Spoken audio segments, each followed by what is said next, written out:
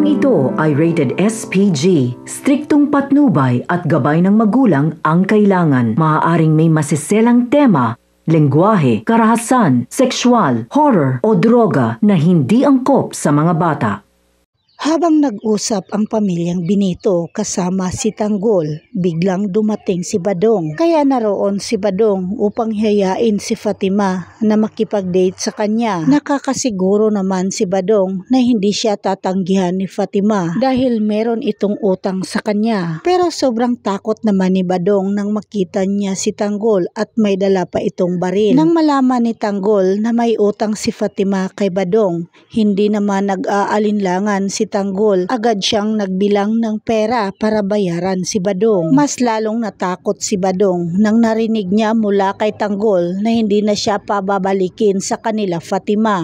Matapos bigyan ni Tanggol ng pera ang pamilyang Benito para pantubos kay Maki, agad na itong umalis si Tanggol sa kanilang pamamahay. Napagtanto sa pamilyang Benito na nagkakamali sila sa kanilang pagkidnap kay Tanggol dahil kabutihan pa rin ang isinukli ni Tanggol sa kanila sa kabila ng kasamaang nagawa ng pamilyang Benito kay Tanggol. Halos hindi pa rin makapaniwala si Fatima na tinupad ni Tanggol ang kanyang pinangakong tutulungan ang pamilya ni Fatima. Makikita naman ang kalungkutan sa mukha ni Fatima nang umalis si Tanggol. Samantala, nakauwi na nga si Tanggol sa mansyon ng mga Montenegro. Sobrang saya naman ang lahat ng mga kasamahan ni Tanggol at ang kanyang ama na si Ramon dahil ligtas na nakauwi si Tanggol sa kanila. Agad naman na lumapit si Ramon kay Tanggol para tanungin siya kung sino ang mga tarantadong taong gumawa nito sa kanya. Piniling protektahan ni Tanggol ang pamilyang Benito. Hindi niya sinabi ang katotohanan sa kanyang ama na si Ramon. Ang tanging sinabi lang niya sa kanyang ama na hindi na importante ang nangyayari. Nagulat naman si Tanggol nang makita niya ang kanyang nanay Marites na naroon sa mansyon ng mga Montenegro. Naguguluhan siya kung ano ang ginawa ni Marites doon sa mansyon. Kaya inamin na ni Marites kay Tanggol kung bakit siya sumama kay Ramon. Ayon sa kanya, hindi na raw niya kaya pa ang mga pangmamalupit ni Rigor sa kanya. Ganon pa man, sinabi rin ni Ramon na siya raw ang nagdala kay Marites sa kanilang mansyon. Ngunit hindi naiintindihan ni Tanggol ang pagsama ng kanyang nanay Marites kay Ramon dahil alam ni Tanggol